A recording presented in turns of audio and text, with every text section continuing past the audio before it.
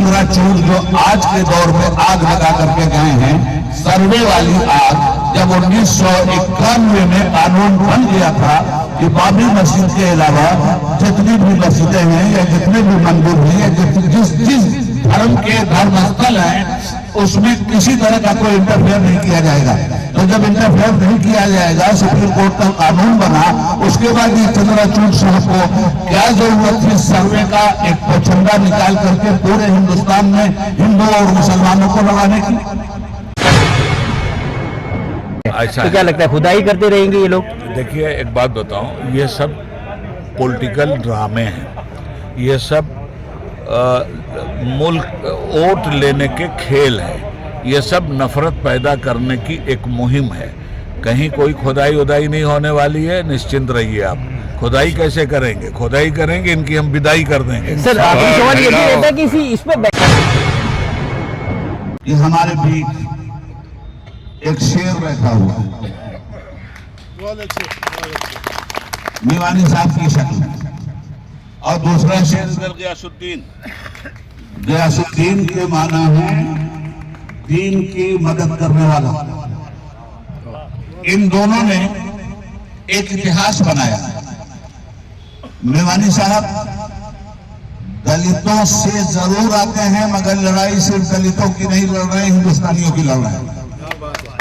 मैं या गयासुद्दीन साहब मुसलमानों में से जरूर आते हैं, मगर सिर्फ मुसलमान की लड़ाई हम नहीं लड़ रहे हैं, हिंदुस्तान की लड़ाई हम लड़ रहे हैं और हिंदुस्तान की हिफाजत की लड़ाई हम लड़ रहे हैं। मौलाना उबैदुल्ला खान आज़मी साहब को मुस्लिम पर्सनल लॉ बोर्ड का डिप्टी चेयरमैन बनाए जाने पर शहर अहमदाबाद में गुजरात कांग्रेस के सीनियर नेता गयासुद्दीन शेख साहब ने सम्मान समारंभ का एक प्रोग्राम रखा था। ये सम्मान समारंभ में MLA Imran Khedawala, MLA Jignesh Mevani, Ahmedabad municipal corporation के विरोध पक्ष के नेता Shahzad Khan Pathan, municipal corporator Tasneem Alam Baba Saheb Tirmizi, senior corporator Iqbal Shaikh और कई मुस्लिम कॉरपोरेटर हाजिर रहे थे। इसके अलावा senior advocate Iqbal Shaikh, senior advocate Gulab Khan Pathan, Zahid Bapu Qadri और लगभग सभी अहमदाबाद की मुस्लिम संस्थाएं के आलिम हाजिर रहे थे। एनजीओ के भी सभी लोग थे। ये वीडियो काफ़ी लंबी है, लेकिन आपको पूरा सुनना चाहिए। मौलाना उबैदुल्ला खान आज़मी ने क्या मैसेज दिया है गुजरात के मुस्लिमों को। मौलाना साहब ने बताया था कि दो शेर है, एक दलितों का शेर है जिग्नेश मेवानी और एक मुस्लिमों का शेर है गयासुद्दीन शेख साहब। दलित मुस्लिमों के मिल के लड़नी चाहिए। कच्छ के सीनियर मुस्लिम नेता हाजी जुम्मा रहमा साहब भी ये प्रोग्राम में हाजिर रहे थे और कल मौलाना उबैदुल्ला खान आज़मी हाजी जुम्मा रहमा साहब के साथ में कच्छ जा रहे हैं और यहाँ अहमदाबाद में हाजी जुम्मा रहमा साहब का सम्मान मौलाना साहब ने किया था। मौलाना उबैदुल्ला खान आज़मी ने दलित मुस्लिम एकता की बात की। उसके लिए एमएलए जिग्नेश मेवानी ने बताया था कि पहली मई को 1 लाख दलित और मुस्लिमों की सरकार के विरोध में हम रैली करेंगे। इसको पूरा टेका कांग्रेस के सीनियर नेता गयासुद्दीन शेख साहब ने दिया था।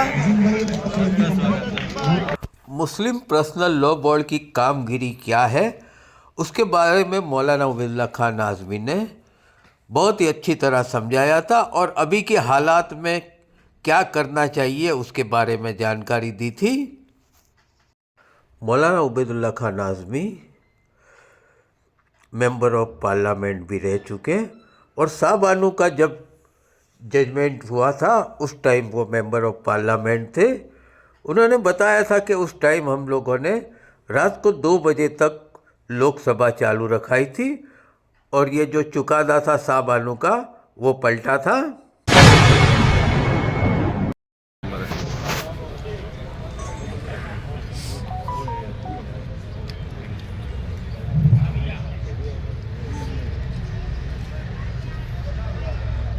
मैं सबसे पहले आपसे ये अपना छोटा सा तारुफ करवा दूं। मेरा नाम उबैदुल्ला हाशमी,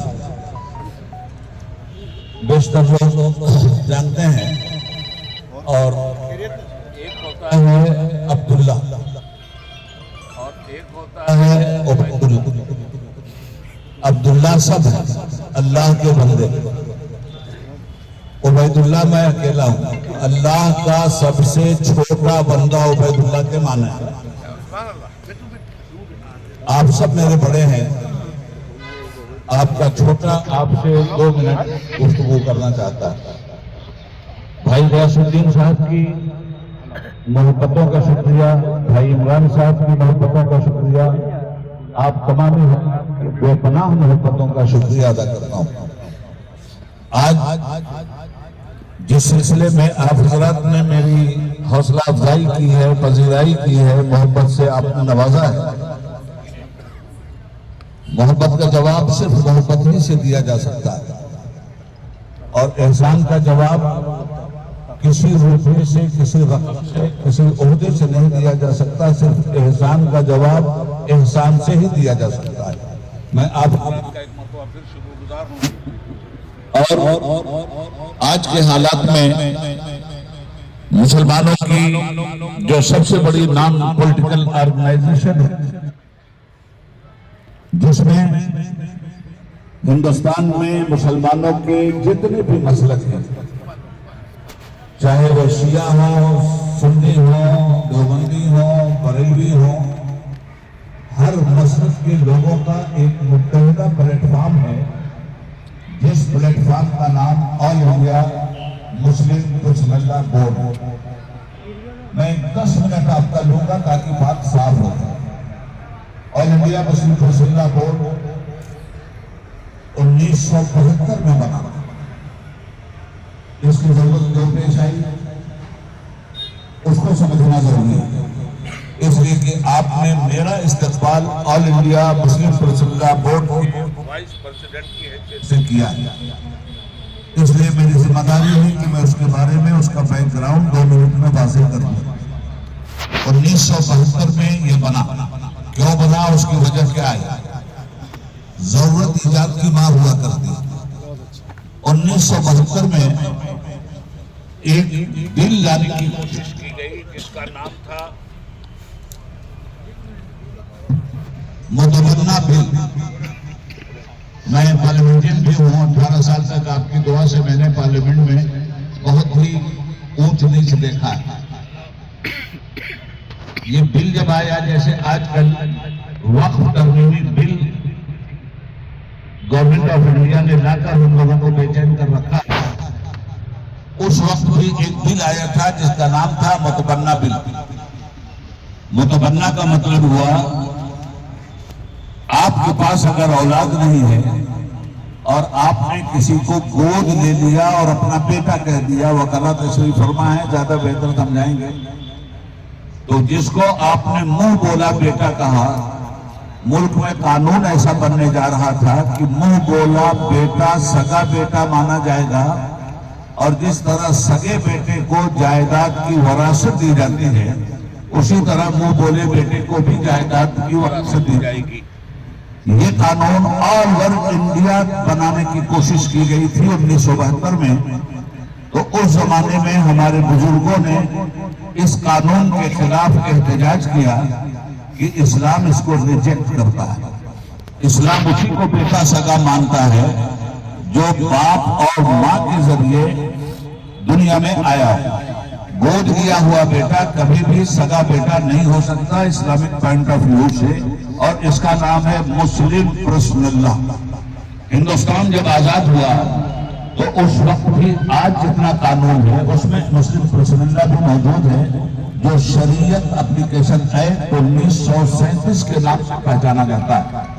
शरीयत एप्लीकेशन एक्ट कहता है, और गवर्नमेंट ऑफ इंडिया ने उसे तस्लीम किया है, हिंदुस्तान के कॉन्स्टिट्यूशन ने उसे तस्लीम किया है, और जब भी किसी कोर्ट में कोई मसला मुसलमानों का इंटरनल आता है, जैसे तलाक का मसला, शादी का मसला, जायदाद का मसला, वक्फ का मसला, कब्रिस्तान का मसला, मस्जिद का मसला, इसको अरबी में आईनी कानून कहते हैं और मुल्क के कानून के मुताबिक इसका नाम है शरीयत एप्लीकेशन एक्ट 1937। तो शरीयत एप्लीकेशन एक्ट 1937 के तहत फैसला होगा हर कोर्ट में। अगर मुसलमानों का इंटरनल मसला किसी भी कोर्ट में जाएगा, कोई कोर्ट ऐसी नहीं है जिसमें बुखारी न रखी गई हो, कोई कोर्ट ऐसी नहीं है जिसमें फ़िक़्ह इमाम आज़म हनफी किताबें न रखी गई हो। हमारे हर वकील को पढ़ना पड़ता है। जब मुसलमानों का कोई इस तरह का मैटर अदालत में आता है तो हमारे वकीलों को शरीयत एप्लीकेशन एक्ट 1937 पढ़ना जरूरी है और उसी के तहत हमारा वकील बहस करता है और उसी के तहत जजों का जजमेंट आता है। तो जब वो मसला आया तो फिर हमारे उलमा ने सोचा, देवबंद के उलमा ने, बरेली के उलमा ने, शिया उलमा ने, सुन्नी उलमा ने, उन लोगों ने ये सोचा कि यार इसी तरह से अगर इंटरफेयर होता रहेगा तो बहुत मुश्किल है, हम अपनी पहचान खो देंगे। इसलिए मुस्लिम प्रोसेल्ला की हिफाजत के लिए जरूरी है कि एक बोर्ड बनाया जाए। और वो बोर्ड बना और बॉम्बे में उस वक्त में 23 साल का था, इस वक्त में 76 साल का। जब वो बोर्ड बना उस बोर्ड में मैं शरीक था। उस बोर्ड का काम यह है कि मुस्लिम प्रोसेल्ला में न इंटरनल तौर पर कोई एंट्री करने पाए और न एक्सटर्नल तौर पर इसके साथ कोई छेड़छाड़ करे। इसी की हिफाजत के लिए ये मुस्लिम प्रोसेल्ला बोर्ड बना है। और मुस्लिम प्रोसेल्ला बोर्ड अल्हम्दुलिल्लाह रब्बिल आलमीन 1972 से लेकर आज तक कंटिन्यू ये काम कर रहा है, जो मुसलमानों के इंटरनल मसाइल हैं शरीयत एप्लीकेशन एक्ट की हिफाजत के सिलसिले में। आपको मालूम होगा उसके बाद शाह बानो केस आया था। वो शाह बानो केस में भी मोहम्मद अहमद खान एडवोकेट थे। मध्य प्रदेश में एक शहर है इंदौर, 60 साल की उन्होंने अपनी बीवी को नवानी साहब तलाक दे दिया। अब जब तलाक दे दिया तो वो चली गई मेंटेनेंस के लिए कोर्ट में। जब मेंटेनेंस के लिए वो कोर्ट में पहुंची तो कोर्ट ने शरीयत एप्लीकेशन एक्ट के तहत फैसला न देकर 125 सीआरपीसी के तहत फैसला दिया और 125 सीआरपीसी सीधे सीधे शरीयत एप्लीकेशन एक्ट से टकरा रहा था। शरीयत एप्लीकेशन एक्ट ये कहता है कि अगर आपने किसी को तलाक दे दिया तो इद्दत की मुद्दत तक यानी 3 पीरियड तक वो औरत आपके घर में रहेगी और 3 पीरियड तक के सारे खर्च आपको उसको देने होंगे।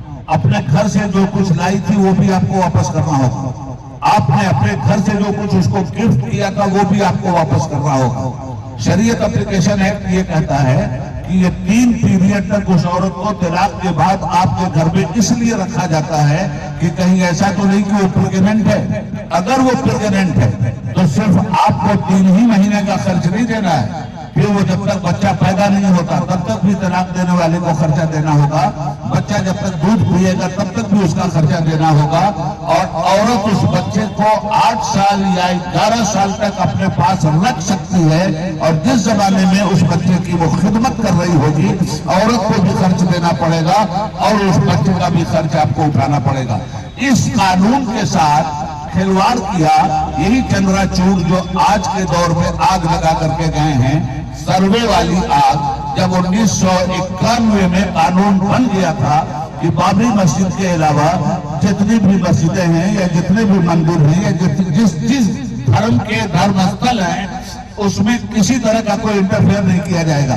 तो जब इंटरफेयर नहीं किया जाएगा, सुप्रीम कोर्ट का कानून बना, उसके बाद ये चंद्राचूड़ साहब को क्या जरूरत थी सर्वे का एक पोछंदा निकाल करके पूरे हिंदुस्तान में हिंदू और मुसलमानों को लगाने की। ये कोई नया काम इन्होंने नहीं किया। इनके बाप भी थे 1985 में चंद्राचूड़ साहब सुप्रीम कोर्ट के चीफ जस्टिस ऑफ इंडिया। उस वक्त उनसे हम बड़ी लड़ाई लड़े थे। आर्टिकल 125 सीआरपीसी क्या कहता है, आपने अगर तलाक दे दिया अपनी बीवी को तो जब तक वो मरकर हिंदुस्तान से कब्रिस्तान नहीं चली जाती तब तक आपको मेंटेनेंस देना होगा, या जब तक वो दूसरी शादी नहीं कर लेती तब तक उसको मेंटेनेंस आपको देना होगा। ये आर्टिकल 125 सीआरपीसी सीधे सीधे मुस्लिम प्रोसेल्ला में इंटरफेयर था और इस इंटरफेयर के खिलाफ हम लड़े। उस वक्त हमारी उम्र सिर्फ 36 साल थी। हमारी उम्र के जितने लोग हैं सब जानते हैं हुकूमत ने 2 मरतबा हमें बॉम्बे से शहर बदल किया। हिंदुस्तान के सारे शहरों में हमारे ऊपर पाबंदियां लगी, 40-40 केसेस हमारे ऊपर हुए, दुनिया भर की तबाही और बर्बादी से हमको गुजारा गया। मगर हम जमाने में भी कह रहे थे है कौले मोहम्मद कौले खुदा, फरमान न बदला जाएगा, बदलेगा जमाना लाख मगर कुरान न बदला जाएगा। किसी कीमत पर हम मुस्लिम पर्सनल्ला में इंटरफेयर बर्दाश्त नहीं कर सकते। और चंद्रचूड़ साहब ने फुल बेंच का फैसला दिया था, ये याद रखिएगा और आपको याद रहना चाहिए, इसलिए कि इस वक्त आपके सर पे फिर वक्त एक तरमीम की शमशीर और तलवार लटकी हुई, उस वक्त की ये लड़ाई थी। और हमने हुकूमत हिंद को इतना मजबूर कर दिया था कि पहली मरतबा जुलाई 1986 में राजीव गांधी साहब प्राइम मिनिस्टर ऑफ इंडिया थे, कांग्रेस के पास 440 मेंबरान पार्लियामेंट थे 542 में से, गवर्नमेंट को घुटने टिकवाए हमने और गवर्नमेंट मजबूर हुई और जुलाई 1986 में रात के 2 बजे तक पार्लियामेंट चलवाई और रात के 2 बजे 2/3 मेजॉरिटी के साथ सुप्रीम कोर्ट का फैसला रिजेक्ट किया गया और शरीयत एप्लीकेशन एक्ट को अल्लाह के करम से बहाल करवाने में हमें कामयाबी मिली। तो ये है मुस्लिम पर्सनल लॉ बोर्ड की वो खिदमत, जिस खिदमत के तहत ये मुस्लिम पर्सनल लॉ बोर्ड आपके इंटरनल मसाइल की हिफाजत करता है। पूरे मुल्क में शायद ये जरूरत महसूस किया कि उबैदुल्ला आजमी को वाइस प्रेसिडेंट बनाना चाहिए और हमें सर्वसम्मति के साथ वाइस प्रेसिडेंट बनाया गया। तो हम वाइस प्रेसिडेंट इसलिए नहीं बने हैं कि हम अपने इस ओहदे के जरिए आपसे ताली बजवाएं, हम वाइस प्रेसिडेंट इसलिए बने हैं कि इस ओहदे के जरिए आपकी खिदमत का पूरा हक अदा करें। आपसे दुआएं चाहते हैं हम कि हमें यह खिदमत करने में अल्लाह कामयाबी अता फरमाए और आप हमारे दस्तवाजू बने। ये तो हो गई मुस्लिम पर्सनल लॉ बोर्ड के वाइस प्रेसिडेंट की तकरीर। और चूंकि आपने मुस्लिम पर्सनल लॉ बोर्ड के वाइस प्रेसिडेंट की हैसियत से मुझ नाचीज का इस्तेमाल किया है, इसलिए जरूरी था कि जिस चीज का मैं प्रेसिडेंट हूँ, वाइस प्रेसिडेंट हूँ, मैं आपको बताऊं कि उसका काम क्या है, उसका नाम कैसे आप जानते हैं और कल उसका दस्तबाजू आपको कैसे बनना। अब जरा दूसरी बात भी करूंगा। दूसरी बात ये करूंगा कि हमारे बीच एक शेर बैठा हुआ है, मीवानी साहब की शक्ल में, और दूसरा शेर गयासुद्दीन के माना है दीन की मदद करने वाला। इन दोनों ने एक इतिहास बनाया। मीवानी साहब दलितों से जरूर आते हैं मगर लड़ाई सिर्फ दलितों की नहीं लड़ रहे, हिंदुस्तानियों की लड़ रहे हैं।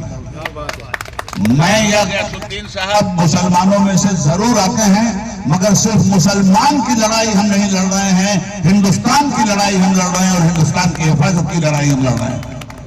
और आज फिरका परस्ती जो सामने है, ऐसे बहादुरों को सलाम कीजिए और ऐसे बहादुरों का साथ दीजिए। और मैंने अभी रास्ते में इनसे कहा कि मेवानी साहब जरूरत है हम दोनों को मिलकर डीएम बन जाने की।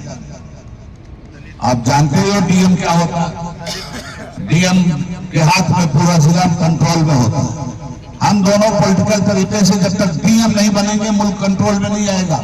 डीएम का मतलब हुआ दलित और मुस्लिम।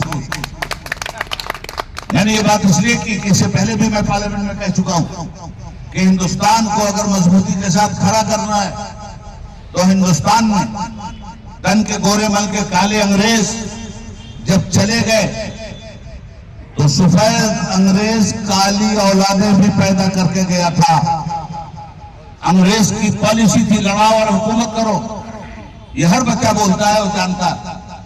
तो लड़ाओ और हुकूमत करो में वो एक सेंचुरी बना ले गए।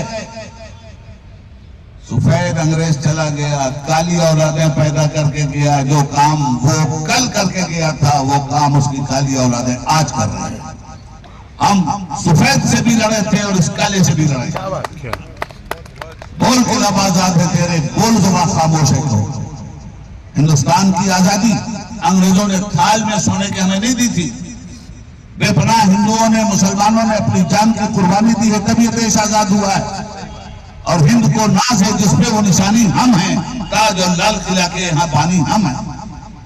हम अपने मुल्क को किसी भी कीमत से बर्बाद नहीं होने देंगे।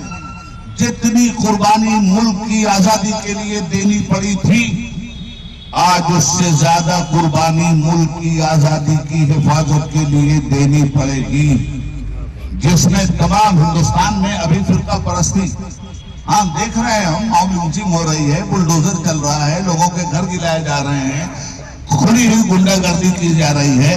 हिंदू मुसलमान को नहीं मारा जा रहा है, हिंदुस्तान को मारा जा रहा है। ये सब हो रहा, मगर इसके सामने घुटना नहीं टेकना, इससे लड़ना है और मजबूती के साथ लड़ना। जब तक कौमें अपने हाथ और पैर में जंजीरें नहीं पहन लेती और जेल के अंदर नहीं जाती, तब तक कौमों की मजलूमियत जेल से बाहर नहीं आती। इसलिए इस पूरी कौम को ये लड़ाई लड़नी है। इस मुल्क में सेकुलर हिंदुओं की कमी नहीं है, इस मुल्क में ऐसे बहादुरों की कमी नहीं है। हम किसी भी जात बिरादरी के मुखालिफ नहीं हैं। हम हिंदुओं में से सेकुलर हिंदुओं को सलाम करते हुए हम चाहते हैं कि हिंदुस्तान को बचाइए। हम अपने दलित भाइयों के जरिए चाहते हैं कि हिंदुस्तान को बचाइए। हिंदुस्तान की पहचान दुनिया में नफरत से नहीं हुई, हिंदुस्तान की पहचान दुनिया में मोहब्बत से हुई थी। आज इस मोहब्बत को नफरत में तब्दील किया जा रहा है। इसलिए आखिरी बात करके अपनी बात खत्म करता हूं। एक शजर ऐसा मोहब्बत का लगाया जाए, शजर कहते हैं पेड़ को, एक शजर ऐसा मोहब्बत का लगाया जाए जिसका हमसाए के आंगन में भी साया जाए। हम ऐसा पेड़ लगाएं कि उसकी साए में पड़ोसी नेबर भी आराम करें। हम अपना हिंदुस्तान तलाश कर रहे हैं। आज हमारे हिंदुस्तान की शक्ल बिगाड़ी गई है, हुकूमत की लालच में बिगाड़ी गई है, सत्ता की कुर्सी पर रख करके बिगाड़ी गई है, मगर हम इसके ओरिजिनल चेहरे को बिगाड़ने नहीं देंगे। ये राम के सामाजिक न्याय का हिंदुस्तान है, ये कृष्ण की मोहब्बत भरी बंसुरी का हिंदुस्तान है, ये ख्वाजा मोइनुद्दीन चिश्ती के प्यार का हिंदुस्तान है। ये हिंदू मुसलमान का हाँ और माँ मिलकर हम बना है, तब ये हिंदुस्तान बना है। हम बनकर हम रहेंगे ताकि मजबूत हिंदुस्तान रहे। और मैं ऐसे जियाले साथी को, जिनको भिवानी साहब आपकी धरती के रहने वाले हैं, ये एक शख्स नहीं है, याद कीजिएगा, ये एक आंदोलन है, ये एक इंकलाब है। और उस इंकलाब को एक साथ ताकत भी हमें देनी है और साथ में मिलकर के हमें चलना भी है। हिंदुस्तान जिंदाबाद, हिंदुस्तानियत जिंदाबाद।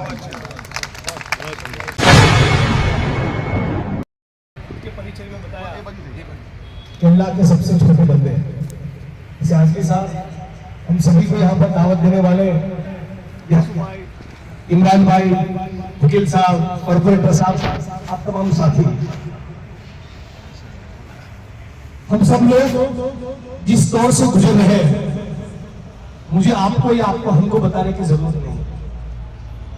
पूरे हिंदुस्तान के सामने, हम सभी के सामने एक बहुत ही बड़ा चैलेंज है और इस चैलेंज को हिंदुस्तान का दलित, आदिवासी, ओबीसी, मुसलमान, किसान, मजदूर, बेरोजगार युवा अपनी जो भी कैपेसिटी है वो उठा रहा है।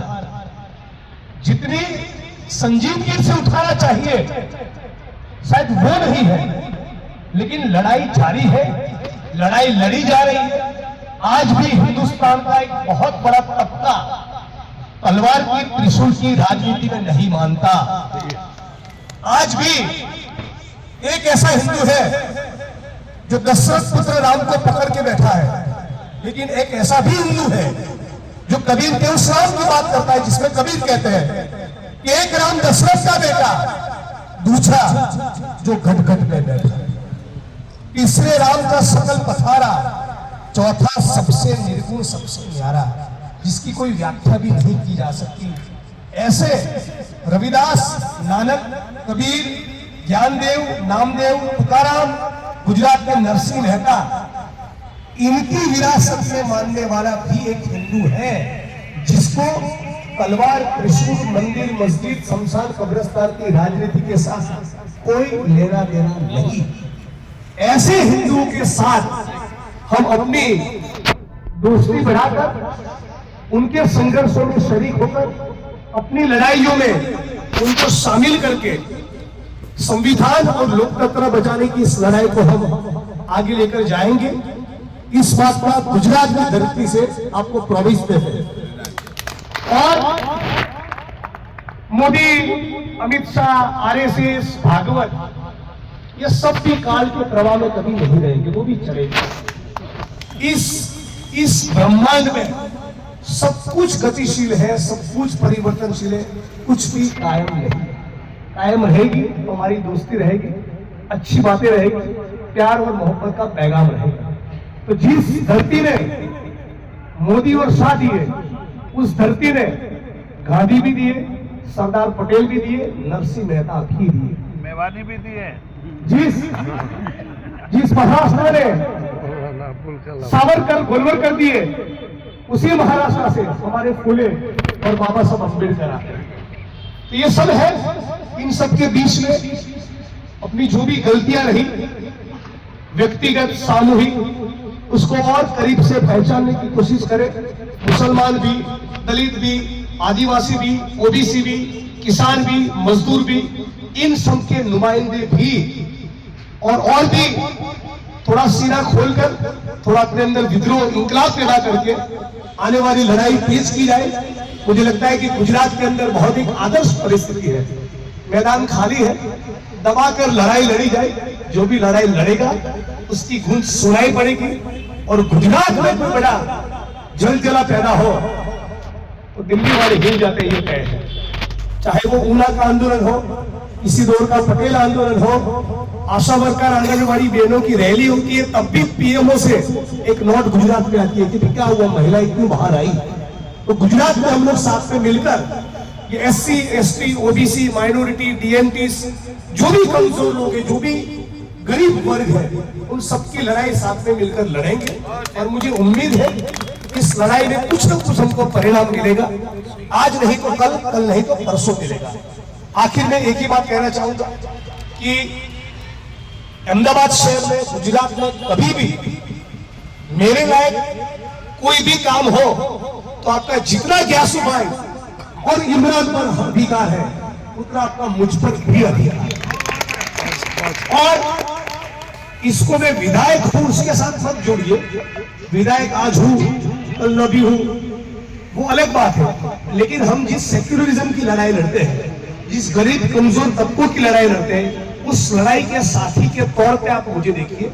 चुनाव अपनी जगह पर, चुनाव आते हैं जाते हैं, चुनाव में आप भी काम करते हैं, हम भी काम करते हैं, लेकिन चुनावी राजनीति के अलावा भी हमारे रोटी, कपड़ा, मकान, शिक्षा, चिकित्सा, बेरोजगारी, ये जो सारे मसले हैं, केवल शरीयत का ही मसला ऐसा नहीं है, केवल बाबा साहब अम्बेडकर के स्टैच्यू को तोड़ दिया, केवल वही मसला नहीं है, केवल मॉब लिंचिंग का मसला नहीं है, केवल दलितों की पिटाई हो गई, ये मसले तो है। लेकिन उसके साथ साथ आज भी हिंदुस्तान में करीब करीब 25 करोड़ लोगों के सर के ऊपर मकान है। आज भी लाखों ओबीसी, आदिवासी, दलित, मुसलमान के पास 2 वक्त की रोटी नहीं, फैक्ट्रियों में, कारखानों में न्यूनतम वेतन नहीं मिलता। ऐसे अनगिनत सवाल है। इन सवालों के ऊपर भी थोड़ा फोकस करके साथ में मिलकर हम लोग लड़ाई लड़ेंगे और लड़ेंगे, जमकर लड़ेंगे और अच्छा उसमें से हमको परिणाम भी मिलेगा, यही उम्मीद है। जहां पर भी मैं आपके काम आ सकूं, प्लीज मुझे आप जरूर कहिए, याद करिए। जहां पर मुझे जरूरत पड़ेगी मैं आपको आवाज दूंगा। और बहुत दिन हो गए अहमदाबाद में या गुजरात के किसी कोने में 25-50 हजार दलित मुसलमानों का मसबा नहीं हो जाए आने वाले दिनों में, जनवरी में, फरवरी में, कहीं पर, या तो मार्च में विधानसभा का सत्र आएगा, यासु भाई, मार्च में विधानसभा का सत्र आएगा, तो उसके पहले थोड़े दलित, थोड़े मुसलमान, थोड़े आदिवासी, थोड़े ओबीसी, डीएनटी सब मिलकर कहे ये जो केक है ना, केक जो जन्मदिन पर हम काटते हैं, उस केक के ऊपर वो लाल रंग की, गुलाबी रंग की चेरी रहती है, गुजराती में हम लोग बोलते हैं टूटी। तो 15% लोग पूरा केक खाते हैं और 85% लोग वो चेरी खाते हैं। तो ये उल्टा हो जाए, उसके एक बाद गुजरात की विधानसभा के सत्र के पहले पूरा दलित, आदिवासी, ओबीसी, मुसलमान सब मिलकर, मैं महिसागर, जैसा कि आपने देखा होगा कुछ दिन, 20 दिन वहां पर था, तो वहाँ जितने भी ओबीसी दलित आदिवासी समाज के साथ संवाद हुआ, मैं एक बात कहता हूँ कि एक हम सबकी कमजोरी है, 365 दिन में से 360 दिन आपको जो करना है करें, हमको जो करना है हम करेंगे, लेकिन 5 दिन तो कम से कम ऐसे हो कि पूरा SC ST OBC माइनॉरिटी साथ में मिलकर 2 लाख लोगों का मोर्चा गठित कर लेंगे। पूरे सालों साल हम कितना भी इस प्रकार की खुशबू में SC ST OBC माइनॉरिटी की बात करते हैं, आप भी हम भी, लेकिन सड़क पर 2 लाख लोगों का मजमा पिछले सालों में नहीं देखा। दलितों का कहीं 25-50 हजार का रैली होगा, मुसलमान साथियों का हुआ, आदिवासी का हुआ, OBC का हुआ, साथ में मिलकर ये कहे कि हम 85% है। बताइए गुजरात की सरकार के 3 लाख करोड़ के बजट में से हम 85% लोगों के पास कितना है? ये सवाल हम उठाएंगे तो मुझे लगता है बहुत बड़ी ताकत खड़ी होगी और आने वाले दिनों का शायद रास्ता भी खुलेगा और रास्ता मिलेगा, रास्ता खुलेगा। इसी उम्मीद के साथ आगे बढ़ेंगे। धन्यवाद। कैसे बढ़े उन्होंने ये ख्याल को रखा है, लेकिन आपको बोलूं मैं कि यहाँ पर जो लोग बैठे हैं वो गुजरात का मुस्लिम समाज का हाईकमांड है। जमीयत उलमा हिंद भी है, जमात इस्लामी भी है, दीगर जमातें भी है और सभी तंजीम के सभी लोग हैं। हम इंशाल्लाह तुम शुरुआत करो, हम पूरा ये हाईकमांड से भी रिक्वेस्ट करते हैं कि जब ये लड़ाई हम शुरू करेंगे पूरा समाज आपको साथ देगा। भाई साथ देंगे इंशाल्लाह, अपने जरा जोर से बोलो, दलित मुस्लिम एकता के लिए काम करेंगे। शुक्रिया। क्या कहेंगे, अहमदाबाद का ये दौरा किस लिए था और क्या खास मौजू क्या रहा इस प्रोग्राम का? अहमदाबाद का ये दौरा तो दरअसल एक इस्तकबालिया तकरीब के सिलसिले में था, जैसा कि आपने देखा। और जब आप लोगों ने मेरा इस्तकबाल किया तो मेरा फ़र्ज़ था कि जिस मसले पर आप लोगों ने मुझे वेलकम कहा है और मुबारकबाद दी है, उस मसले को डिटेल में अगर ना सही तो थोड़ी देर में समझा दूं कि कौन सा मसला है जो ज़िम्मेदारी मेरे सामने आई है। मुस्लिम पर्सनल बोर्ड से आप लोग जुड़िए, अपने इंटरनल मसाइल की भी हिफाजत के लिए और एक्सटर्नल मसाइल की भी हिफाजत के लिए, और मजबूती के साथ अपने मज़हब पर कायम रहते हुए हालात का मुकाबला कीजिए। हाँ मौलाना, जिस तरीके से अभी हर मस्जिद के नीचे सर्वे का काम शुरू किया जा रहा है, निचली अदालतें बाकायदा उसको लेकर फैसला सुना रहे हैं, तो इस देश में कैसे अमन का माहौल रहेगा और क्या अपील करेंगे? नहीं, अमन का माहौल तो बिल्कुल तबाह कर दिया गया है और जिन लोगों के हाथ में मुल्क की सत्ता आ गई है वो कभी अमन के सिपाही नहीं रहे हैं, वो गदर के सिपाही हैं। तो ऐसी सूरत में पॉलिटिकल तौर पर वो अदालतों को भी इस्तेमाल कर रहे हैं और अदालतों में भी ऐसे फिरका परस्त लोग बैठे हुए हैं जो मुल्क के संविधान का शपथ ग्रहण करने के बाद मुल्क के संविधान की हत्या कर रहे हैं। जब 1991 में सारे मामले तय हो गए थे और सुप्रीम कोर्ट का फैसला था, निचली अदालत की हिम्मत कैसे हो रही है कि सुप्रीम कोर्ट के फैसले को इधर उधर करे। मैंने हैदराबाद में लाखों के मजमे में मिस्टर खन्ना साहब से ये अपील की है कि मुल्क के कानून के चेहरे पर जो स्याही डालकर मिस्टर चंद्रचूड़ गए हैं, आपकी जिम्मेदारी है कि कानून के चेहरे से इंसाफ के पानी से उस स्याही को ख़त्म करें और मुल्क के लोगों के विश्वास को बहाल करें। एक और सवाल इसी को चलते हुए खास करके यही कहेंगे, संभल की मस्जिद का, खास करके अजमेर की मस्जिद, अजमेर दरगाह की बात है, 800 बरस जूनी है, लेकिन फिर भी यही चल रहा है कि उसके नीचे शिव मंदिर है। तो क्या लगता है खुदाई करते रहेंगे ये लोग? देखिए, एक बात बताऊं, ये सब पॉलिटिकल ड्रामे हैं, ये सब मुल्क वोट लेने के खेल हैं, ये सब नफरत पैदा करने की एक मुहिम है।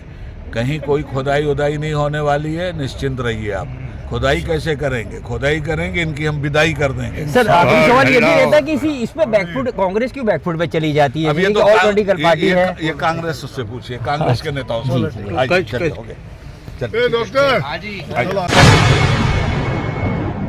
हिंदू मुस्लिम एकता का भी अच्छा माहौल है, आज का इवेंट थी और आप हाजिर रहे, उसको लेकर क्या कहोगे? ये देखिए, हिंदुस्तान की जो जनता है, जो आवाम है, वो कभी तलवार और त्रिशूल की, मंदिर और मस्जिद की, शमशान और कब्रिस्तान की राजनीति को पसंद नहीं करती। वो जो सियासत करने वाले आरएसएस और भाजपा के लोग हैं जो अपने चुनावी फायदे के लिए जनता को, हिंदू और मुसलमान को लड़ाते हैं। आज यहाँ पर हिंदू भी थे, मुसलमान भी थे और सबने साथ में मिलकर गुजरात की स्थापना दिन को मनाने का तय किया है। दलित, आदिवासी, ओबीसी, मुस्लिम, डीएनटीज, किसान, मजदूर, बेरोजगार युवा, ये जो गुजरात का कमज़ोर तबका है, पीड़ित, शोषित, वंचित वर्ग है, वो साथ में मिलकर गुजरात की सरकार को सवाल पूछे कि यदि आप स्वर्णिम गुजरात की बात करते हैं, प्रॉस्परस और वाइब्रेंट गुजरात की बात करते हैं, तो जो लोग हाशिए में हैं, जो शोषित तबका है, उसको पिछले 30 साल में क्या मिला? और इसी सवाल की गूंज बड़ी होने के लिए हम लोग 1 मई के दिन अभी से तैयारी में लग जाएंगे और 1 मई के दिन अहमदाबाद या गांधीनगर में बहुत बड़ा मोर्चा निकले। 1 मई के दिन 1 लाख, इस प्रकार के संकल्प सूत्र के साथ आगे बढ़ने वाले हैं। खास करके एक बात ये भी की जाए कि अजमेर का मसला आता है, संभल मस्जिद का, तो कहीं कहीं लग रहा है कि धर्म की राजनीति करती है और भाजपा के लोगों को कुछ आता ही नहीं। वो सत्ता और संपत्ति के लिए कुछ भी कर सकते हैं, वो अपने बाप के भी नहीं है। सालों से 1925 से लेकर अब तक आरएसएस की यही राजनीति रही है, तो हमें आश्चर्य नहीं है। बाकी की जो जनता है, जो हिंदू जनता है, उनको ये समझना है कि अमित शाह के बेटे को 50,000 करोड़ का कारोबार मिलता है और जो गरीब कमज़ोर हिंदू है वो उनके बहकावे में आके अपने मुस्लिम भाई के साथ लड़ मरता है और जेल में जाता है।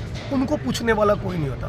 तो हिंदू मुस्लिम दोनों को यही समझ रहा है कि जो सियासी लोग अपनी राजनीति के कारण, तलवार और त्रिशूल की राजनीति के कारण लोगों को बहकाते हैं, उनके बहकावे में आए बिना रोटी, कपड़ा, मकान, शिक्षा, चिकित्सा, बेरोजगारी, महंगाई, इन सवालों के ऊपर यदि हम फोकस करें कि हिंदुस्तान के संसाधनों को अडानी, अंबानी जैसे लोग लूट कर जा रहे हैं और क्यों हिंदुस्तान का किसान आत्महत्या के लिए मजबूर है, क्यों हमारे लाखों करोड़ों मजदूरों को न्यूनतम वेतन तक नहीं मिलता, क्यों मुस्लिमों के सर के ऊपर आज भी मकान नहीं है, क्यों लोग रोजी रोटी के लिए तड़प रहे हैं, इन सवालों के ऊपर यदि हम लोग एक ताकत दिखाकर लड़ाई लड़े तो मुझे लगता है कि आने वाले दिन में बहुत अच्छा रहेगा। अच्छा जिग्नेश भाई, जिस तरीके से एक आखिरी उम्मीद पूरे देश को रहती है न्यायालय से, आज इलाहाबाद हाईकोर्ट के एक जज ने जो अल्फाज का इस्तेमाल किया, कठमुल्ला, और ये कहा कि यहाँ पर जो है बहुसंख्यकों का ही राज चलना चाहिए। देखिए, इस देश में विधायक, सांसद, मंत्री, आईएएस, आईपीएस, कुछ जजेस, सभी लोग अच्छे भी हैं और बुरे भी हैं। कुछ लोग प्रगतिशील भी हैं, कुछ लोग कट्टर सोच रखने वाले भी हैं। लेकिन जब न्याय तंत्र में से कोई ऐसी बात करे या यदि कोई नेता या अफसर इस प्रकार की बात करे तो उसका एक क्षण भी किसी पद पर बने रहने का अधिकार नहीं। गुजरात में पिछले दिनों महिसागर की कलेक्टर महोदया ने दलित, आदिवासी के लिए जिस प्रकार के शब्दों का प्रयोग किया, मैं नहीं मानता वो क्लर्क के तौर पे बने रहने को तैयार हो। इसी प्रकार से ये जज महोदय ने जो कहा, तुरंत उनको यदि थोड़ी भी शर्म बाकी है तो या तो इस्तीफा देना चाहिए कि सुप्रीम कोर्ट के जज को तुरंत तात्कालिक धोरण से इंटरवीन करके उनको सस्पेंड कर देना चाहिए। आखिरी सवाल यही रहता है नेहा कुमारी को लेकर या आईपीएस ऑफिसर को लेकर, तो कहीं ना कहीं जिग्नेश भाई ये सवाल होता है कि कंट्रोवर्सी पैदा करने के लिए जिग्नेश मेवाणी बार बार आईपीएस और आईएएस पे, तो मैं तो उनके कान में जाके फूंकता नहीं हूँ कि दलितों को गाली बको या मुसलमान को गाली बको या आदिवासी को गाली बको या ओबीसी के मोहल्ले में जाके उनको लाठी से मारो। मैं थोड़ी ना कहता हूँ, वो सुधर जाए, मुझे प्रोटेस्ट भी नहीं करना पड़ेगा। ठीक है, बहुत अच्छा, थैंक यू। थोड़ा बूम ऊंचा करो जाए, चलो रोल। जी गयासुद्दीन साहब, आज जिस तरीके से जिग्नेश भाई मेवाणी विधायक साहब भी यहाँ पर हैं, पूर्व सांसद उबैदुल्लाह आज़मी साहब भी यहाँ पर हैं, क्या कार्यक्रम था और क्या है आगे की रणनीति? आज उबैदुल्लाह खान आज़मी साहब यहाँ पर गुजरात आए थे मुस्लिम पर्सनल लॉ बोर्ड के वाइस चेयरमैन बनने के बाद, तो उनके एक सत्कार समारोह का ये कार्यक्रम था और हम लोग सब आज इकट्ठा हुए क्योंकि आप लोग अच्छी तरीके से जानते हो कि बहुत अच्छी लड़ाई जिग्नेश भाई सभी समाज को लेकर के लड़ते भी हैं। तो हमारी एक मंशा ये भी थी कि दलित मुस्लिम भी साथ मिलकर के गुजरात में अपनी लड़ाई को लड़े। और जिग्नेश भाई ने भी बहुत खुल करके कहा, मौलाना की भी गुंजाइश यही थी कि भाई तमाम सेकुलर हिंदू समाज के लोगों को भी साथ में लेकर, विशेषकर दलित और मुस्लिम, वो साथ में मिलकर के अगर ये नाइंसाफ़ी के खिलाफ संविधान बचाने की लड़ाई को लड़ेंगे तो ज़रूर उसका परिणाम मिलेगा। और आज एक बहुत अच्छा सजेशन हमारे जिग्नेश मेवाणी जी ने दिया कि 1 मई के दिन 1 लाख लोग, वो दलित भी हो, ओबीसी भी हो, माइनॉरिटीज़ भी हो, आदिवासी भी हो, और हम तो ये कहते हैं कि समाज के अन्य लोग जो गरीब हैं, जो पीड़ित हैं, कि जिनको प्रताड़ित किया जाता है, वो सभी यानी गुजरात के 6.5 करोड़ लोग, लेकिन विशेषकर उसमें जो प्रताड़ित किया जाता है वो दलित, ओबीसी, माइनॉरिटी और आदिवासी को किया जाता है। तो उनकी बात को विशेष लेकर के अगर दूसरे समाजों से भी अगर कोई भी आता है गरीब पछात है, अगर उसको भी प्रॉब्लम है तो उसको लेकर हम उनकी लड़ाई को हम लड़ने का काम करेंगे। और जिस तरह जिग्नेश भाई ने बताया कि भाई पूरे गुजरात में एक माहौल खड़ा करने की कोशिश करेंगे कि भाई 1 मई के दिन, गुजरात स्थापना के दिन, चलो गुजरात, चलो गांधीनगर, चलो अहमदाबाद, ये नारे को लेके हम चलेंगे। आज यहाँ पर सभी समाज के लोग भी थे, विशेषकर मुस्लिम समाज के भी थे। गुजरात का भी समझ लो कि मुस्लिम समाज का हाईकमान यहाँ बैठा हुआ था। तमाम तंजीमों के लोग यहाँ थे, जमीयत उलमा हिंद से लेके जमात इस्लामी से लेके हर तंजीम यहाँ मौजूद थी। सभी का ये कहना है कि हमको साथ में सेक्युलर हिंदू भाइयों के साथ, विशेष करके हमारे जो दलित भाई हैं उनके साथ हमको मिल करके हम उनके दलित समाज के प्रश्नों को उठाएं और दलित समाज जो हमारे प्रश्नों को उठाए, हम मिल करके इस गुजरात को, इस देश को बचाने का काम करें। उसके लिए एक बहुत शुभ भावना के साथ एक बहुत अच्छा आज यहाँ पर एक मशवरा जो आया था आज़मी साहब की तरफ से, जिग्नेश भाई ने उसके ऊपर जो है उनकी रजामंदी बताई। और मैं तो जिग्नेश भाई के इनके और सबके साथ में ही हूँ, क्योंकि मैं ये चाहता हूँ कि गुजरात के अंदर जो भी पिछड़ा तबका है और मुस्लिम समाज है वो साथ में मिल करके बाहर आए, संविधान को बचाए, एकता को बचाए, देश में रूल ऑफ लॉ लागू हो, देश में प्यार हो, मोहब्बत हो, अमन हो, शांति और सलामती हो। बहुत बहुत शुक्रिया। Thank you.